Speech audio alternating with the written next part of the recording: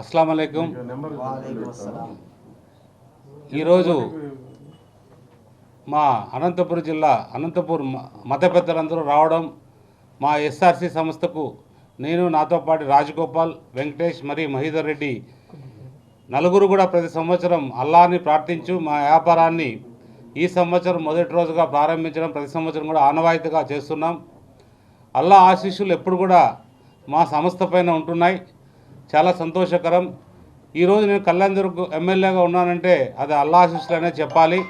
ముఖ్యంగా చంద్రబాబు నాయుడు నన్ను ఏ ఉద్దేశంతో కళ్యాణదుర్గం పంపించారో ఆ ఉద్దేశం ఇక్కడ అక్కడ పూర్తిగా నిర్వహిస్తున్నాను. చంద్రబాబు నాయుడు గారికి నేను ధన్యవాదాలు చెప్పాలి. ఎందుకంటే ఆయన ఎప్పుడైనా ఆలోచన చేశారంటే 10 కాలాల ముందుగానే ఆలోచన చేస్తాడు. చాలా అనుభవమైన వ్యక్తిగా ప్రతి చోట ఎక్కడైతే అభివృద్ధి కావాలో, ఏ వ్యక్తి కావాలనేది ఆలోచన చేసి ఆ ప్రాంతానికి నన్ను పంపించడం జరిగింది.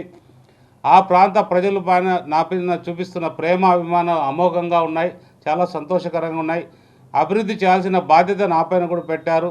ఖచ్చితంగా అభివృద్ధి చేస్తున్నాం, అన్ని రకాలకు కూడా అభివృద్ధిలో ముందుకు సాగుతున్నాం. అలాగే పవన్ కళ్యాణ్ గారు, అలాగే నారా లోకేష్ బాబు గారు ముగ్గురు కూడా నాకు తోడుగా ఏ అభివృద్ధి కార్యక్రమాలు కావాలన్నా కూడా ఎప్పటికప్పుడు చేస్తూ వచ్చారు.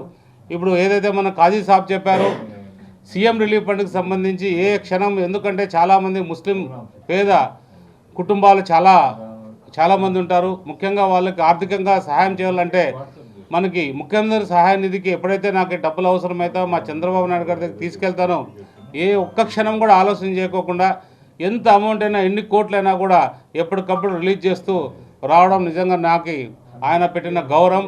ఎందుకంటే మా ముస్లిం సోదరులు నా పైన చూపిస్తున్న ప్రేమాభిమానాలు కూడా అదే రకంగా ఉన్నాయి. కాబట్టి వాళ్ళ అభిమానాన్ని దగ్గరగా ఉండాలనే సంకల్పంతోనే ఇవన్నీ కూడా జరుగుతున్నాయి. ఏదేమైనా కూడా రాబోయే కాలంలో ఇంకా అభివృద్ధి చేసుకునే బాధ్యత మనందరిపైన ఉంటుంది. ఖచ్చితంగా ముస్లింలు ఏదైతే నా మీద ప్రేమాభిమానాలు చూపిస్తున్నారో అవన్నీ ఎప్పటికి కూడా కొనసాగిస్తా. అలాగే మా సంస్థ ఏ రకంగా అయితే ఉన్నామో, ఎందుకంటే మా సంస్థలో ఇది గొప్పగా చెప్పాల్సిన విషయం.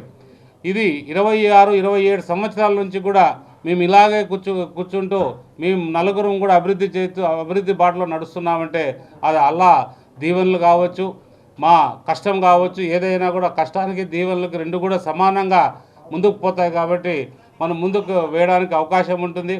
ఎంతో కొంత సంపాదించిన దాంట్లో కొంత దానం చేస్తే మనం ఇంకా అభివృద్ధి అవుతామనేది ఏదైతే మన ముస్లిం సంబంధించిన అల్లాహ్ జికాయత్ సంబంధించి ఏదైతే కోరుకుంటారో ఆ రకంగానే మేము పాటిస్తూ వస్తున్నాం.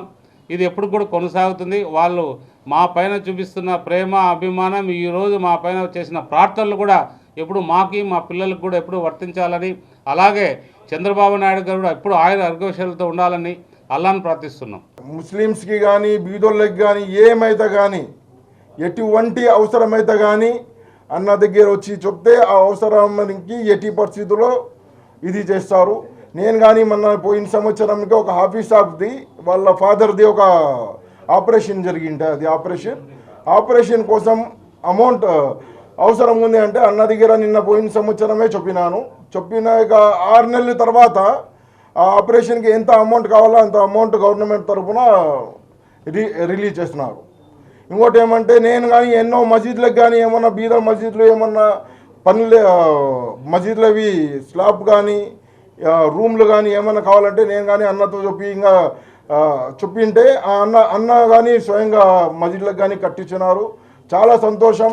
అదే సంతోషం ఒకవేళ మా అన్నగిన అనంతపురంకి ఉండింటే ఇంకా మన అనంతపురంలో ఉండే వాళ్ళ రాత అంతా మారిపోతుందండి. ఒక సంతోషంతో చెప్తున్నాం.